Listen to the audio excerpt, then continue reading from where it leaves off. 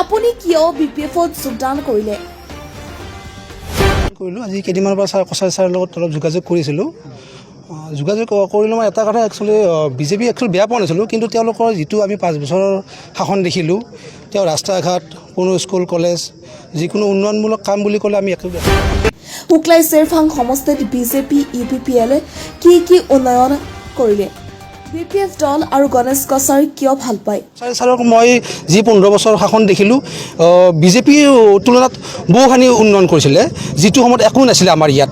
মানে ইয়াতে ক'ব গ'লে আমাৰ আন্দোলন সেইবিলাকৰ মাজতো তেওঁ যিখিনি কাম কৰিলে, তো আজি ইমান ভাল পৰিৱেশত আজি নৰেন্দ্ৰ নাথে কি কৰিলে? এতিয়া আপোনাৰ এইটো প্ৰশ্ন মই নহয়, সকলো মানে আমাৰ ৰাইজে মানে এইটো সুধিব বা প্ৰশ্ন। আপুনি কিয় বিজেপিৰ ৰিজাইন দিলে? আপুনি বিজেপিৰ কি বিষয় বাবদ আছিলে?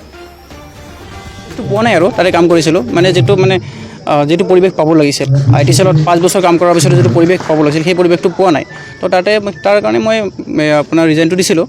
তাতে ৰিজাইন দি কিনে তাৰপিছত মই তেতিয়াৰ পৰাই মানে কছাৰীখনৰ লগত লাগি আছিলোঁ। এতিয়া মানে আজি জইন কৰিলোঁ। প্ৰসংগ বিটিআৰ নিৰ্বাচন। বিটিআৰত এতিয়া গৰম হৈ পৰিছে নিৰ্বাচনী বতাহ। শুক্লাই চেৰফাং পৰিষদীয় সমষ্টিত প্ৰতিদিনে নিশাই দল ত্যাগ কৰি বিপিএফ দল যোগদান কৰিছে অন্য দলৰ সদস্যৰ লগতে সচেতন নাগৰিকে। গণেশ কছাৰী কৰ্ম আৰু বিপিএফ দলৰ নীতি আদৰ্শৰ প্ৰতি আকৰ্ষিত হৈ পৰিছে শুক্লাই চেৰফাং সমষ্টিবাসী।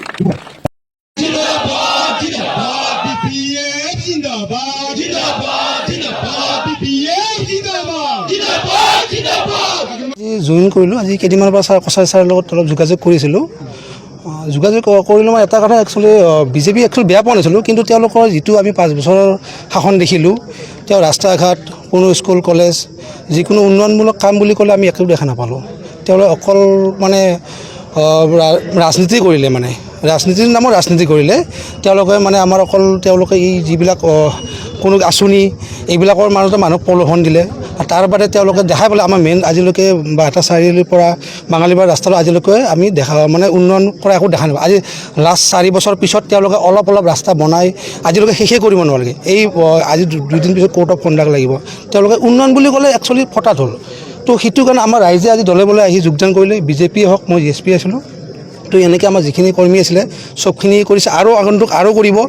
তো আমি সেইখিনিয়ে বিচাৰোঁ যে উন্নয়ন লাগে। আৰু কছাৰী ছাৰক মই যি 15 বছৰ শাসন দেখিলোঁ, বিজেপিৰ তুলনাত বহুখিনি উন্নয়ন কৰিছিলে, যিটো সময়ত একো নাছিলে আমাৰ ইয়াত।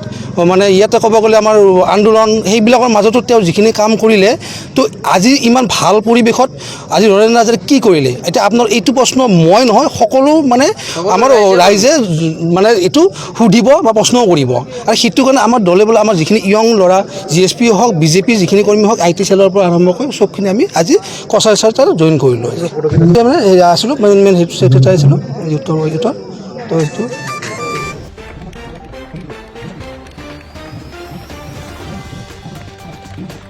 5 বছৰমান এনে বিজেপিৰ IT চেলৰ বাক্সা ডিষ্ট্ৰিক্টত কাম কৰিছিলোঁ।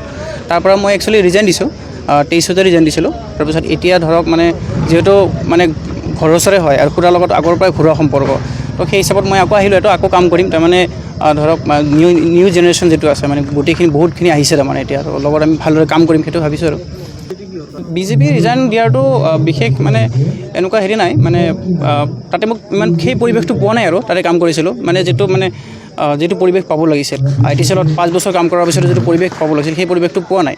তো তাৰ কাৰণে মই আপোনাৰ ৰিজাইনটো দিছিলোঁ। তাতে ৰিজাইন দি কিনে তাৰপিছত মই তেতিয়াৰ পৰাই মানে কছাৰীখনৰ লগত লাগি আছিলোঁ। এতিয়া মানে আজি জইন কৰিলোঁ।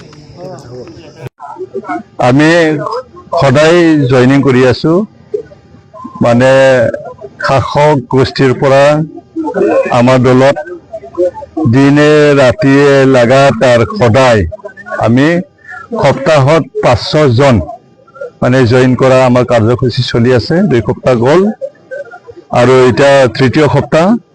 যোৱা শুক্ৰবাৰৰ পৰা লাগাতাৰ 4 দিন আজি আমি জইনিং কৰিছোঁ।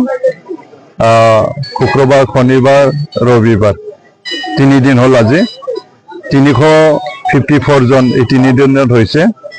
আৰু কাইলৈ আমাৰ 2টা জইনিং আছে, পৰহিও জইনিং আছে। গতিকে এই সপ্তাহত 500কৈ অধিক হ'ব।